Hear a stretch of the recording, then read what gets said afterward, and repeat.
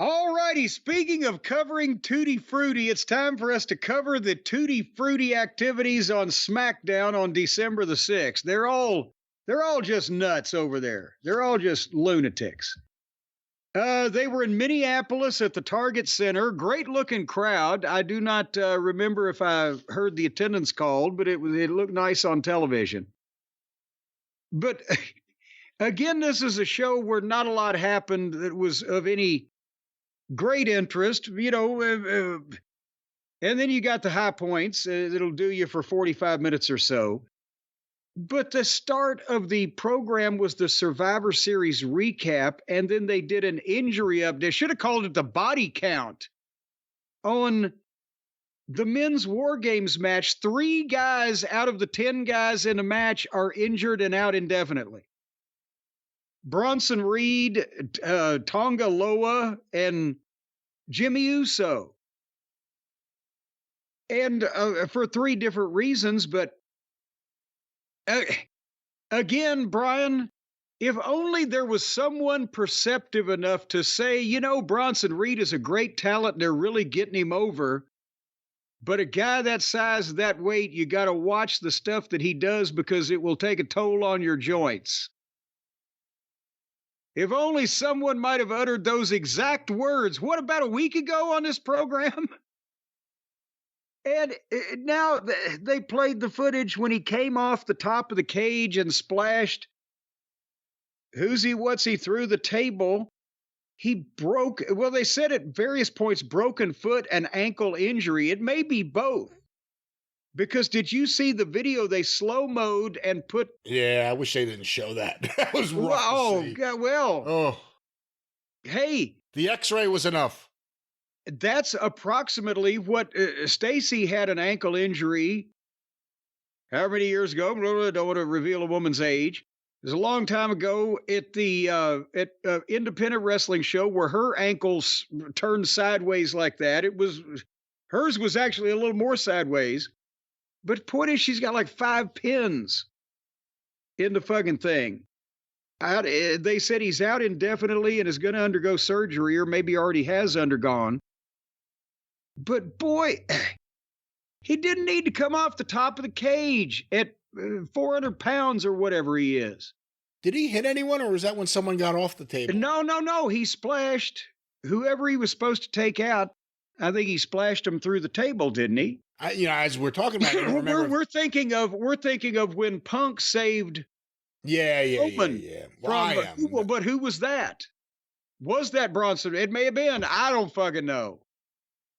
Point is, because so many people and 2 girls came off the top of the cage before this happened, and then Jimmy Uso has a broken toe from coming off the top of the cage with a splash.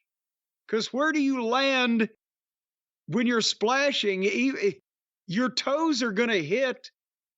Even if you're trying to splash all your weight on a guy, your toes are going to hit the ground.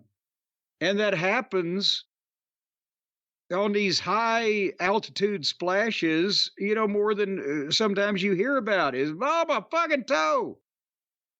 But it's not as bad. The broken toe is not as bad as Bronson Reed's. And with that, the one good thing they did on these, we're going to get to Tonga Loa in a minute.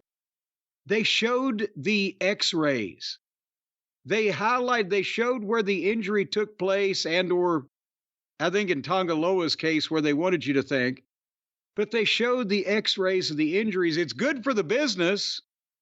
Makes it look dangerous. It's, not good for the talent. But that's the point is they've spent all this time and effort and it has worked in getting Bronson Reed over. He's a bigger star than he's ever been. They got the splash off the top rope over as death. Why did he need to come off the top of the cage? I mean, do you remember, I've told you a story when the summer of '88 Bashes, Dusty was going to book Warlord and Barbarian against the Road Warriors in scaffold matches. Remember? Oh, yeah. That's when they left and went to the WWF to become babyfaces. Yes. And if you think the timing was a coincidence, I'm sorry, because I was in the locker room and it's not. They heard what? They were both 300 fucking pounds. And I mean, Barbarian I think you think in his day, in his prime, you would think of Barbarian, he could do anything athletic. He probably could have done it. Those legs were tree trunks. But Warlord was 320 at that point. And they thought, we ain't going to beat the Road Warriors at a scaffold match. Plus, the Road Warriors are like, well, we're not doing a job in a scaffold match. We'll have one. But we're 300 pounds. We can't take that bump. Can't drop that far on your feet. Insert joke about what happened to me. But think if I'd have weighed another 100 and something pounds at the time. So they said, fuck it, and made the call to Vince. And guess who ended up on the scaffold in the Bashes 88, the Midnight Express, the Fantastics. But that's it. He didn't need to do it. And I hate to see, for both sides, I see the business side of the disappointment that you feel when you're in the office, when you're a creative team, whatever, and a guy's gotten over and then all of a sudden something like that happens. And for the talent, I know that feeling too. So, but this was, they would have taken it off the top rope, is all I'm saying. And remember, earlier in the night, here's this big giant that hurt himself. Eos Sky, wasn't it, with the can on her head? Backwards with a garbage can on her head.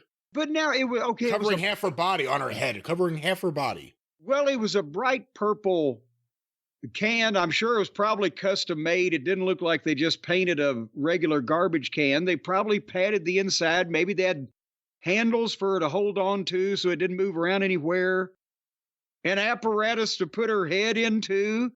I don't know. Maybe the outside of it was made of unborn virgin goat's milk and wouldn't hurt the fucking girls that were catching her when she came from 15 feet in the air, flipping. But still, why? Why did she have a TV monitor in there so she could know where she was jumping? Would anybody have been disappointed with that show if you'd have taken out Eos Sky with the garbage can and Bronson Reed had come off the top rope and gone through the table instead of coming off top of the cage? Would anybody have asked for a refund? And remember, Tiffany Stratton did a swanton dive off the top of the cage at the same point she did the garbage can jump. Eos Sky. Well, yes, and they had to do it at the same time, so it came off looking fake anyway while everybody was standing there while Can Girl got her fucking can in the right place. It's the one-upsmanship, where every time there's another one of these matches, someone has to do something to one-up whatever was in the previous one. But in that company, they're being allowed to. They didn't just set that. She didn't bring her own fucking can. That was an approved can bump. What I'm saying is, can we goddamn say no to the talent if they're coming up with this? And can we exhibit a little bit more thought? I've told a story when in Milwaukee for Ring of Honor, Steen, Kevin Owens wanted fucking Mark Briscoe to splash him through a table off the balcony. And I was like, the Briscoes are booked in a goddamn pay-per-view in New York in a couple weeks. So are you, as a matter of fact, you fat bastard. What do you want to do this in Milwaukee for 672 people? It just... So now Bronson Reed has broken bones in his ankle and foot 2 months before the Royal Rumble and 4 months before WrestleMania. So that ain't good for business. And then the final comments on this injury plague that we've got. Oh, and Tonga Loa. I'm sorry, I forgot. Torn bicep. He's going to have surgery. He's had to have surgery. But he could have torn the bicep anywhere. They showed Punk hitting him with the garbage can, the toolbox. But I think a torn bicep is often not a visual injury where it looks good. I think that was more visual. I don't know whether that's what did it. I would doubt it. What do you think? What about the torn bicep? Ouch. Was he... Well, I mean, did he take some screwy bump that I didn't fucking pay attention to? Or I don't know. It's Tonga Loa. Maybe he was walking. See, we've seen this guy do some funny things. I like him. He always seems like such a nice guy who's mixed up with the wrong crowd. Hopefully he gets better soon. Hopefully all these guys do. Yeah. Can you imagine you're in the back though? It's like, oh, I think I broke my entire foot. Oh, I tore my bicep. Yeah, man, my toe. Yeah, my toe. Oh, God. It's the pinky toe. Hey, you know what I wanted to ask you before when you brought up that a lot of guys have hurt their toes? I never thought of this question before, but I know it used to happen to me playing basketball a lot. Were there a lot of jammed fingers? Oh, wrestling? God. Yeah. Well, that's... I've mentioned before when you shook hands with Lou Thez, it was like you were putting your hand inside a catcher's mitt where every joint was a big giant ball bearing. Because he'd had every joint of his fingers broken so many times. They were just big and hard. And yeah, you know, a lot of times you'd see guys with the finger on the tape. They put the finger on the tape. The tape on the fingers was often not to hide a blade. It was because you had a broken finger or a finger that you figured might be broken that you just taped to the next one so it wouldn't bend too fucking far.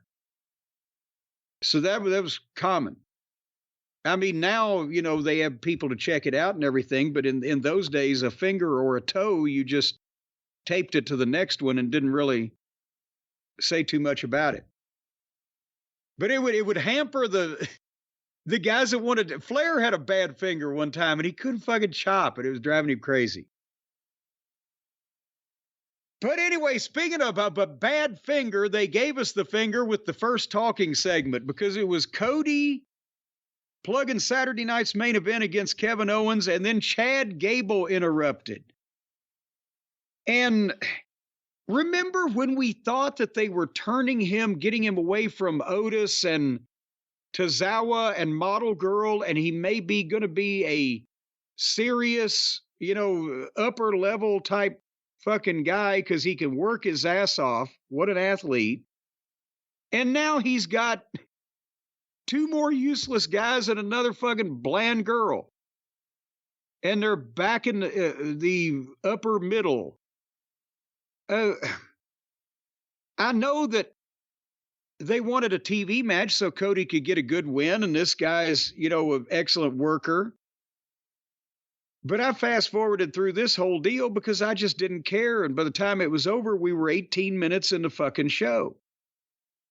But he dumped two rotten guys and a rotten girl and got two more rotten guys and a rotten girl. It was in the same fucking place. And they were there because of some kind of, what was it, a transfer period or a show swap? Whatever it was, they were there from Raw. And as soon as you saw Gable come out, you kind of knew what it was going to be. So I paid attention, but it seemed like it was going to be a throwaway episode. Well, I didn't throw it away because I wanted to keep my television. I just didn't enjoy what I was watching on it. But anyway, real briefly, we'll get to the meat of the matter. Chelsea and Piper beat Bianca up in the back. That was terrible. And then we had a women's triple threat U.S. title match where Tiffy wrestled Carmen Electra, who all wrestled Naomi, and Tiffy won, and we were 30 minutes into the fucking show. And then we come to another one of the in the back. What were we just saying last week? Goddamn, everybody is attacked in the back. And it was with the Hurt Syndicate. Said at least their shit looked good, right? It looked intimidating and, you know, and it didn't look fake or anything, but still it was the same shit everybody does. And the other day, coming through security, Solo and Fatu and whoever the fuck beat up people at security. So there's constant angles in the back. Well, in this point, the Street Profits had been attacked, and Nick Aldis is there, the general manager of this fucking Kmart, and he sees that these two guys have been beat up and they're down and they're moaning and there's people checking on them. And he says they need medical attention. They're hurt badly. So then Aldis walks completely away from him and fucking the camera follows him and you never see him a goddamn again. Did you notice that? I did.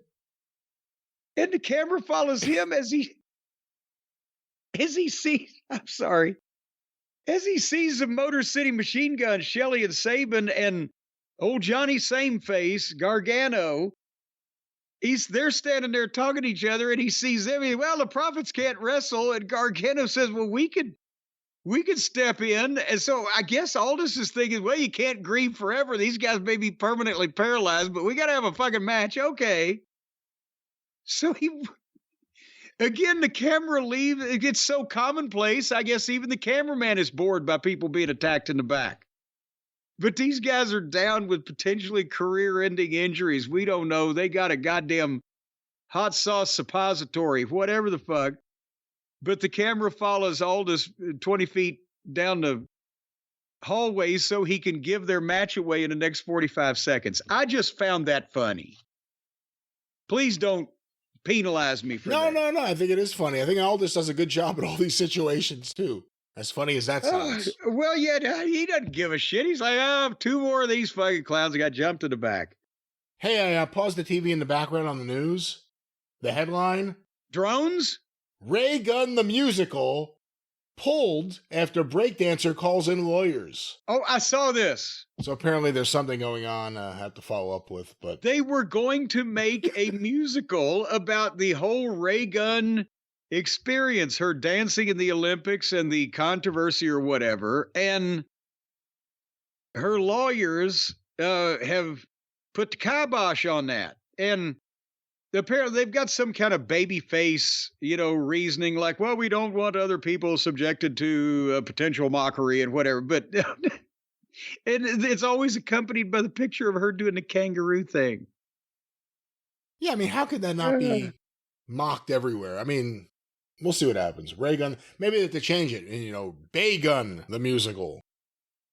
Do you think, I know we talked about this before, but every time I see any clip from that routine, when she was doing it, because she was serious about it. I mean, it was like she was doing the shit for real. Did she really think she was doing well, or was she just putting up the front and going, hey, I'm doing this in the Olympics, so I got to carry it off? We'll never know. Or did she believe, How could you? Well, Shitstain thinks he's a writer. Anyway, back to the people who wrote this show. Bianca wrestled Piper, and she won. Bianca, that is. We were 50 minutes in. And what is this, Glow at this point? And then they recapped the Women's War Games. And then Bianca and Naomi did some more girl talk in the back. And then it was 9 o'clock, Brian, halfway through. And here came Shaky Nakamura. But before we saw too much him, here came L.A. Knight. Yeah? Yeah, and here's another observation. The people are still popping for him, but it's drooping. And it won't last forever when he comes out and talks big and works with and loses to middle card guys. And he's been working with them for some time now. We've been talking about that. Now he lost the belt to Nakamura. And Andrade is still here in a minute, in the middle of this thing. Is this dragging him down? Are we at a tipping point here because they want to hear his trash talk, but when he says he's going to kick the shit out of everybody, he never kicks the shit out of anybody. Well, that's the thing. I think we need like an action moment. We need something where he gets in there and does something so that you're not left feeling deflated. It feels like too often he comes out there, still does his good promo, but he never comes out. He's starting to not come out of it for the better, all these guys that he's working with. Yes. But he's got to do something. They got to give him something with action. At least in this segment, he didn't end up laying flat of his face in the ring on television for an inordinately long period of time, immobile, down like a feckless fucking... Oh, I forgot. Yes, he did. Because L.A. Knight came out and wanted a rematch right now. Yeah. And he put on his sunglasses as the mist blockers, which was very clever. And then as soon as he gets in the ring, here comes Andrade's music. And I thought, oh, Christ. And he came out and he wanted Nakamura too. And then suddenly, Tama Tonga attacks Andrade, and Fatu leveled LA Knight and got heat on both of them. And at Solo's direction, and then Nakamura started to mist, or he was grabbing his throat like he was going to mist. Oh, that was good. The bloodline, but instead he kind of it dribbled and he backed out. That was good. I like that. Yeah. Well, they saved it. It's the two heels coming at. They're not friends, but it was he's there. Yeah. We got to do something to him. You know what I'll do. And that shit was just dripping out there. All right, you can leave on your own. Yes. Nakamura got an out. LA Knight got his shit kicked out of him. And then Solo spiked him. And they did the promo, about the bloodline, getting the bloodline, but it was a long promo, and both LA Knight and Andrade had to just lay there. And not only does it make you look like just shit when you have to lay there and nobody's doing anything to you and you're selling and selling when there's a promo going on, even if you got pile driven or damaged in such a way that it's that serious that you can't get up that long, somebody should have come and got you. And also I think in some cases it lends a visual comedy when you get the wide shot of somebody, even if they're doing a really good serious promo, when a guy's just laying over there, right? And you can see it in the same shot. Why can't the medical staff come and grab, I can understand in some cases you want the challenger standing over the downed champion, holding his belt up and putting it over him and say, yes, that's dramatic. But when it's just going on and on, you need the medical staff to come in, pull the guy away, stick some oxygen on him, stick him on a backboard, whatever you need to do to him while the people are talking, to give that guy an out to get out of there, and not just because people are otherwise thinking, well, fucking get up and start fighting, you fucking pussy. That's so. Nakamura got the graceful exit, and LA Knight's laying there flat on his face.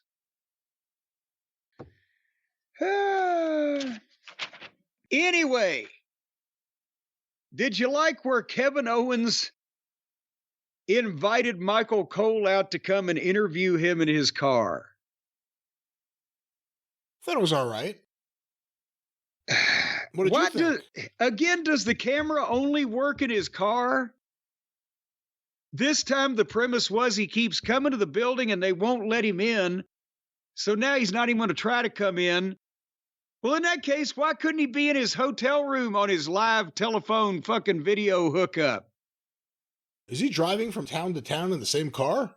Well, no, because he made mention, because he's got to always throw the line in when he kicked Cole out. Get out of my rental vehicle. Wow. But anyway, he invited him, and Michael didn't want to go, but the tag team title was on the line, so they stayed there for this. And I don't know how I felt about this angle coming up, because I think they just did it, didn't they? But nevertheless, the Motor City Machine Guns are now going to wrestle Ciampa and Johnny Sameface for the tag team title because somebody beat up the Private Profits and in the back, and we don't know who. And Gargano's friends with the Motor City Machine Guns from way back, but Ciampa has been mad at Gargano because he don't give a fuck that he wants the belts and he's not their friends. Or their friend, plural, whatever the fuck. So that's where we're at so far, right? So now they're going to have this match. And again, I like the Machine Guns and I like Ciampa, but it's almost against my religion to watch the Garden Gnome. And, the tag team division, they have just... There's talented guys in it, but the way that it's been presented for so long, it's just so mid-card now. But nevertheless, what they did during this was Ciampa and Gargano would continue to argue with each other on occasion about what they were doing or whether they were playing nice or not. But then the referees with Ciampa and Gargano out of nowhere nut shot Sabin. And Shelley is up on the top rope. He was about to jump off, and he's like, he jumps down and goes, why? And he super kicks fucking Shelley. And then Gargano smiles at Ciampa and tags him, and they double something.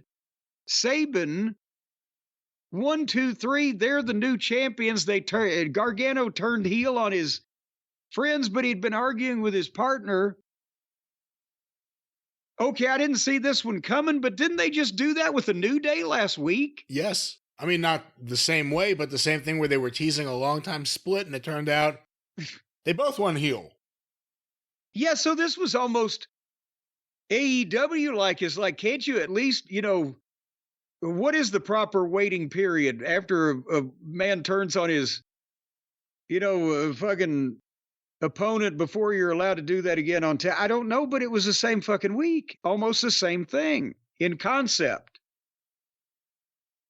But now remember I was saying, well, at least they're going to break up, and then you said, oh, but Ciampa will be working with Gargano. And I'm like, oh, God, now we don't get them to see them broken up, but they're still going to be fucking a team, and they're going to be heels. But I'm still going to have to look at fucking same face.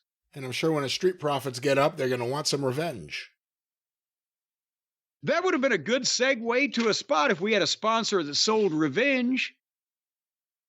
Well, how much left was SmackDown? How much was there left, mister, on this SmackDown? Well, we have to set up the main event here. So Michael Cole and Kevin Owens were in his car in the parking lot, and Owens has a meltdown. He's tired of being told not to come in, so he's not going to go in. He calls Cole the #1 Cody Rhodes fanboy.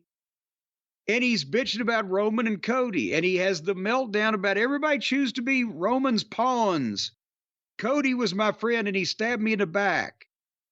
And he teamed with Roman. And Michael Cole then got the tough love tone in his voice and said, it's all you. You're the problem. The way you're taking this, you're being so petty. You want, in that case, leave my rental vehicle right now.